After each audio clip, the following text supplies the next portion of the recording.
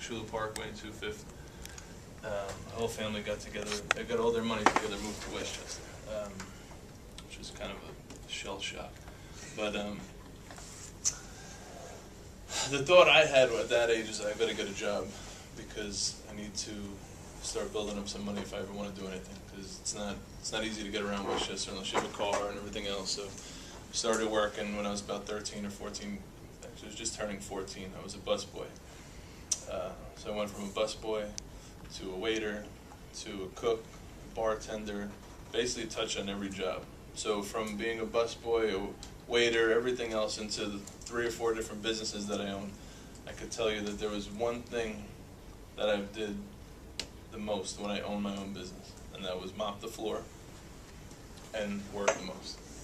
So to be a business owner, it's not an easy process. It's not something that you want to jump into immediately. You want to make sure you take the time to learn it. I didn't finish college myself. I was into college for a couple of years, and then I said, this is easy, I got this. I'm just going to get out and open up a business. So I got out and I opened up a construction company. It's very similar, I guess you could equate it to the athlete that doesn't finish college and just jumps into a sport, and then he blows out his knee. And then what? So that's kind of what happened to me. I jumped into a business. I had a good head for business. I had a construction company, very, very successful. 9/11 hit. I was wiped out. So then I had to go back to square one, back to the restaurant. Restaurants and the culinary business is always my fallback piece. And probably the biggest reason is because I believe it's the only business that you could kind of get into and just dictate where you're going to go with it, because it's all based on your work. Your work will drive you and take you wherever you want to go in that business with food. But what we're going to talk about as far as work ethic and attitude, you could apply that to any business, whether you want to go into law or even just taking a work ethic and attitude to finishing school. It's the same way. Therapy, anything you're going to do, you have to put all of yourself into it. And it doesn't work if you put half of yourself into it. It doesn't work if you're only going to be into it as much as you think you need. It has to pretty much consume you. It has to become a part of you. That's why everybody says do something you enjoy. Because if you do something you enjoy, then technically you're never going to be working because you enjoy it. So, in his quote, he says the difference between a fighter and a martial artist is a fighter is training for a purpose. He has a fight. Whereas he's a martial artist. He doesn't train for the fight. I train for myself. I'm training all the time. My goal is perfection, but I'll never reach perfection. Anybody want to try to interpret that as to how they could relate to life in general? It relates to life because he's saying a fighter trains for that specific purpose so that they can get over that specific obstacle. And in life, if you work for something specific, you'll get that specific thing. Whereas martial artists train for perfection and for themselves. And in life, if you train to just keep improving, you'll keep improving, because since you'll never reach perfection, you'll continuously work. Absolutely, it's good. It's very good. It's along the same lines. So like what in my interpretation, when I showed this to all my management, and I said, I want you guys to read this and explain to me what you think about it. So I read it. It said there's a difference between a fighter.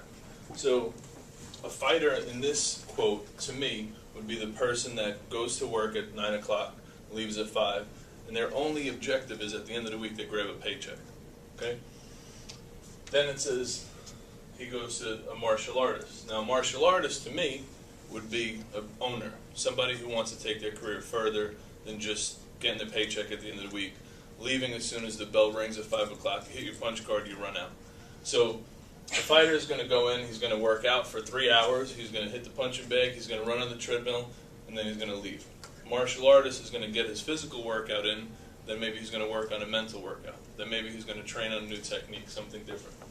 So that's why I wanted my management to look at that. And then to go further, it says, he'll never reach perfection, so why bother? It says, because evolution must be consistent. He's never a master complete in his studies. Rather, he is a trainer, a learner, as humble as a white belt.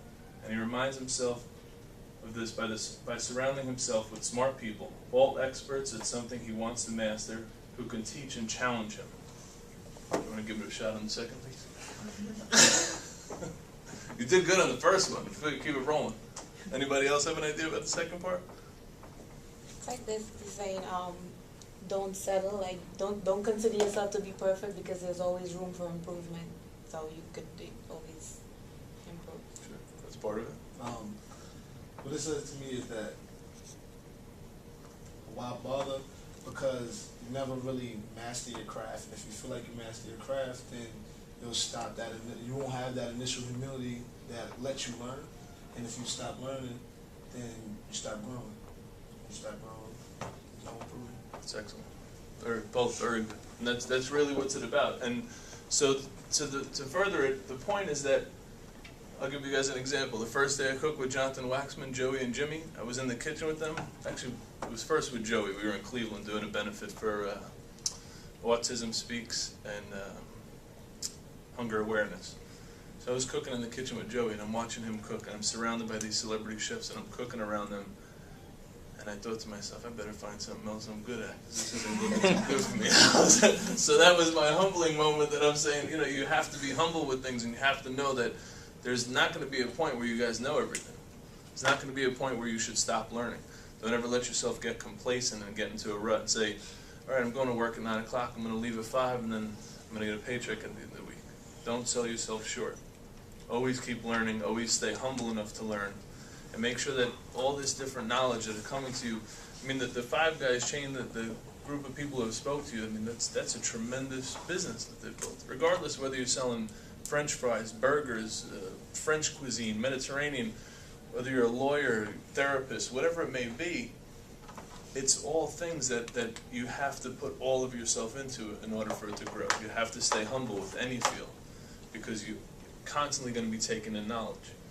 I've learned more from my mistakes than I have from my successful points in life. And that's very common, but sometimes people don't realize they let the bad discourage them. You know, when I had a restaurant that I had issues with because the sewer main burst in the front, to the mayor shutting down the street, and then I had to reroute the whole business into a catering company, to 9/11 shutting down my construction company. There's a lot of different obstacles that get in your way, but it's all of my learning experience. It's what you take from it. So you can't let things get you discouraged. You've got to make sure you take all this amazing information that they're going to bring to you and give to you and utilize it. And the only way you're going to be able to utilize it is through your work ethic, through realizing you're not in one spot for one fight. You're there for yourself. You're there to learn. You're there to take all this knowledge that you take in and keep building yourself as a person. You're not working for... My goal, and I've said it to my management, I said, I don't want you guys to come to work for me. I want you to come to work for yourselves. Because I want to be able to teach them what I know. Let them bring what they know in their own style, and then help them grow and go to the next level. So, in order for them to get to that point with me, though, I have to see that they want it.